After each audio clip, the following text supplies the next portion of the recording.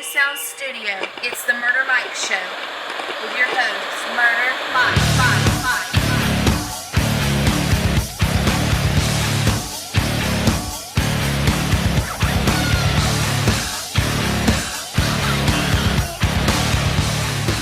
Alright, welcome to the Murder Mike Show. This is actually our first episode. This is me, Michael Bost, Murder Mike, and my beautiful wife, Kelly Harris.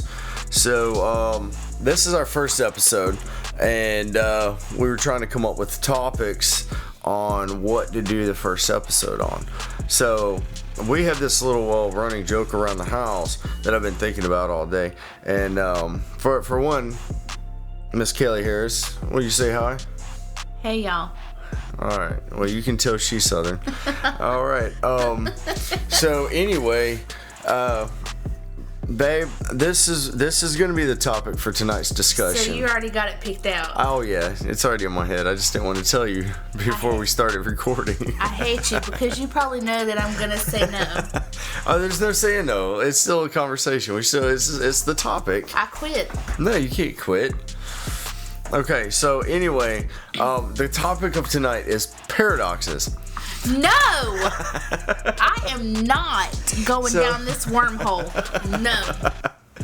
Okay, I'm not.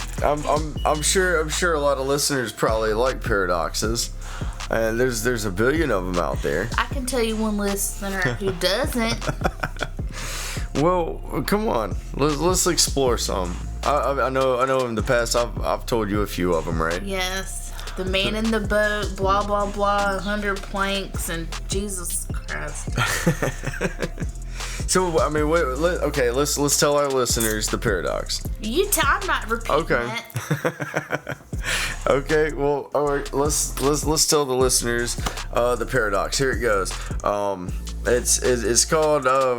It's called The Man in the Boat or something similar. I'd have to look it up. It don't matter. You'll get it. Anyway, the paradox is if you have a ship, and say you have this ship for 100 years, and each year you switch out a board, just one board. The ship has 100 boards, right?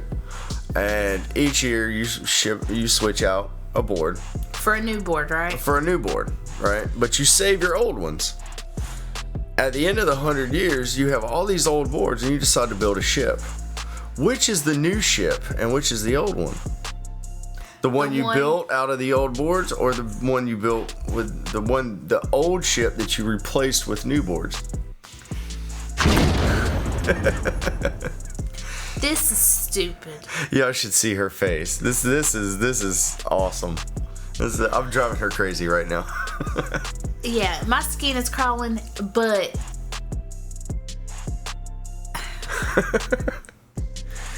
you knew that I did not want to do this. I hate paradoxes, y'all. I mean, I figured it's always a big topic around the house. So that's the only thing I could come up with. It's great. I think it's great. I think that if you're taking the ship and rebuilding it one plank at a time, the boards are aging with the rest of the ship anyway over time. So it's the original ship. So it's not a new ship. No, it's the old ship. You're just maintaining it. But you're not maintaining. You're building a new ship. Well, you got to replace something on it, I guess. And the old boards that you take off, I don't even understand why he would take the old boards off that he took off the current ship. Because why would you build a ship out of old boards? That's not even safe. I'm sure it's not legal. She's pulling out the legal card. I mean, awesome. I wouldn't want to get in that boat that's made out of all them 100-year-old planks that he just kept to the side. My big question is, I want to know his secret. How did he live to be over 100 years old? Because I'm guessing he's not an infant when he starts taking his ship apart. So he's got to be over 100. Okay, so we'll decrease this amount of time.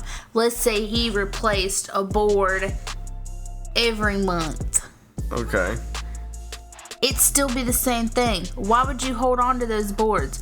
Why not just throw the old shit out? He was on a recent episode of Hoarders. Didn't you see that episode? Well, still, Still, just rebuild the damn boat and get on with your life. It doesn't have to be a paradox. Okay, well, let's go to the next one. Yeah, this is the one you really like, the grandfather paradox. I am not. I swear. No. I am not. Okay. So the grandfather paradox is, if you built a time machine tomorrow and you went back in time and killed your grandfather, then how would you be able to be born in the future to go back in time to kill your grandfather? I don't know, but brains just...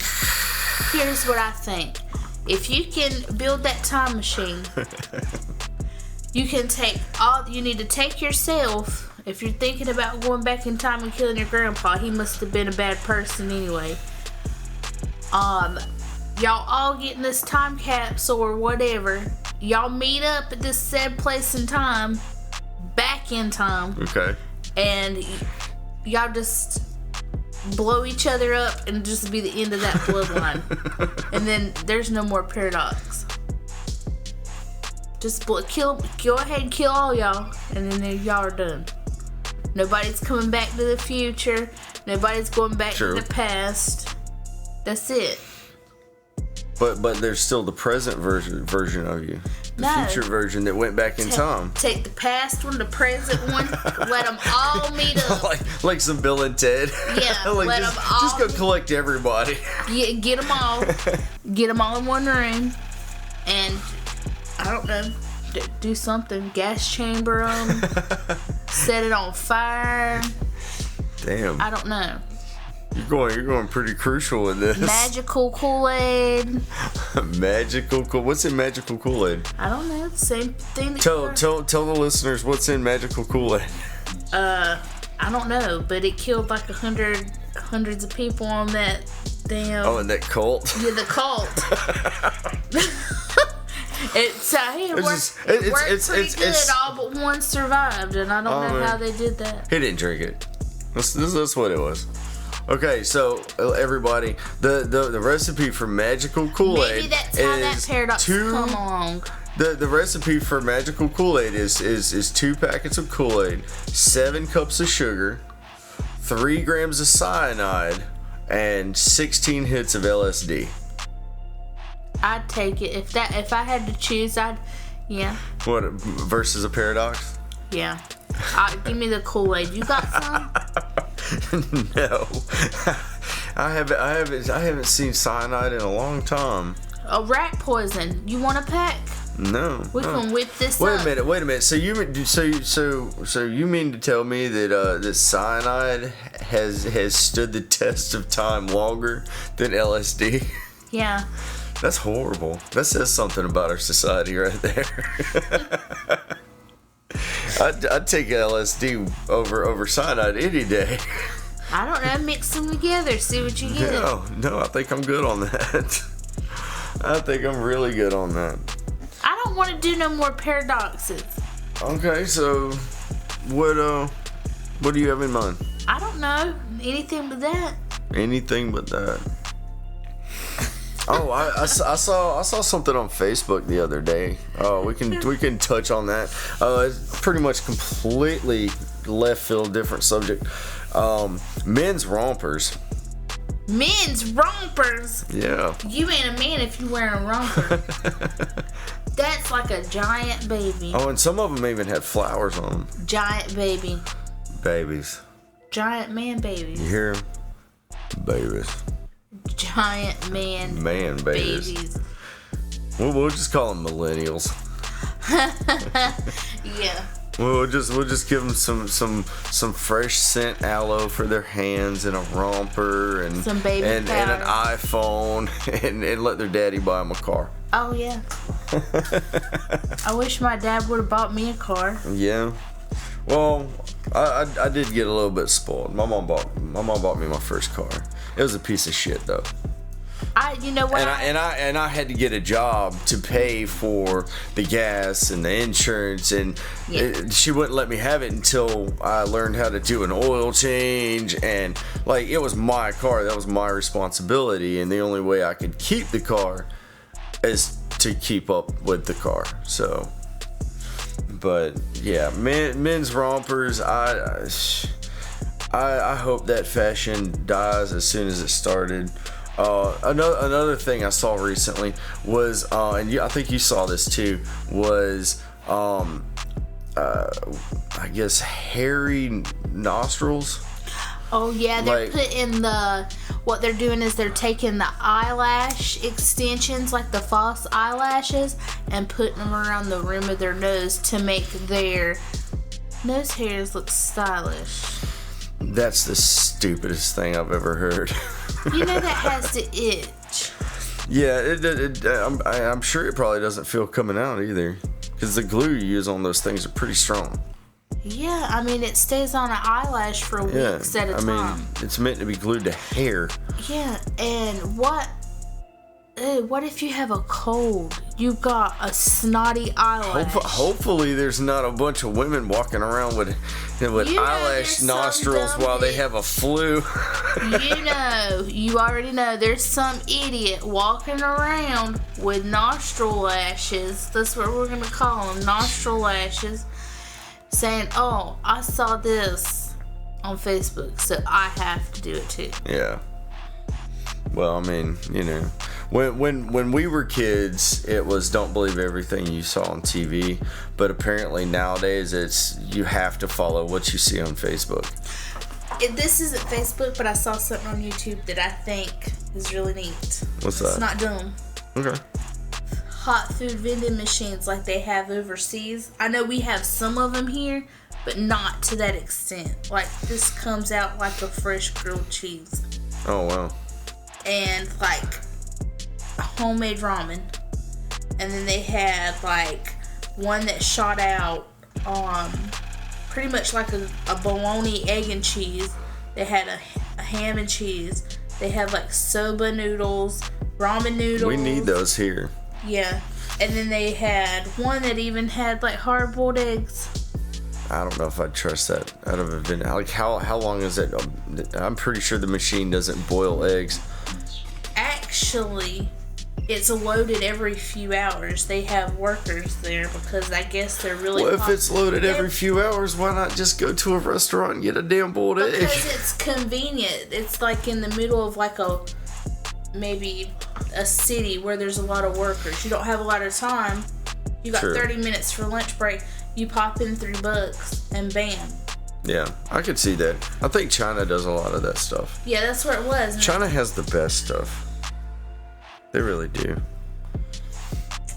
They do. They have the best stuff. I want one of those vending machines that shoots out sandwiches.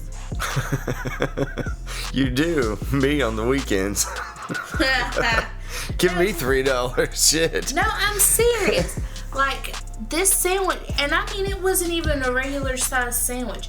It come in like a folded up tinfoil pocket, and I mean, it was like 2 of our sandwich sizes. Wow. I wonder if, I mean, if they load it every couple of hours, could I just like pay like $15 and get like a steak?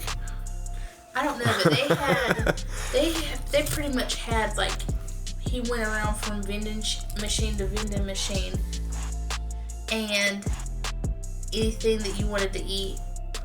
That's great. That's great. I know when it comes to technology and cool shit, China, y'all have like the best shit ever. I know they don't, because that shit they send over from China to the Dollar Tree that breaks as soon as you take it out of the pack. Well, that's the leftovers. That's the stuff that America buys. No. We do need those vending machines. I mean, like when you talk about like hotels, China is like, China and Japan are like top notch. The vault hotels. Yeah, those things are so cool. We need some of those. But man, I'm telling you, y'all, if y'all are listening in China, That'd be awesome for one, and for two, you keep doing it. Y'all are rocking this shit out. I would like to sleep in a pod hotel. I would travel there just to sleep in one. I think it would be like being in a coffin. What if the electricity went out and the building burned down or something? Like you're in like this 6 foot by 3 foot box. I'm sure there's an evacuation plan for these places. Probably. Like a override or something like that. But a couple of the hotels that we viewed just had curtains that you pulled down. Yeah, true. I don't know. Knowing my luck, I'd actually end up with a vault door. I'd sit in my bunk, and it's too small for 2 people. So you'd be next to me in your bunk, and I'd be in my bunk. I'm getting in with you. And I'd get really drunk, and I would forget the vault combination to get out. I'm telling you now. Well, either that or everything would be in Chinese, and I wouldn't be able to read the out button. They better have a vault hotel for 2, because I'm coming in. Are you coming in, babe? I'm scooching in. Come on in. Well, ladies and gentlemen, that's all for the Murder Mike Show, episode 1. You can find us on buzzsprout.com. Make sure to check back every Thursday for new episodes. Later.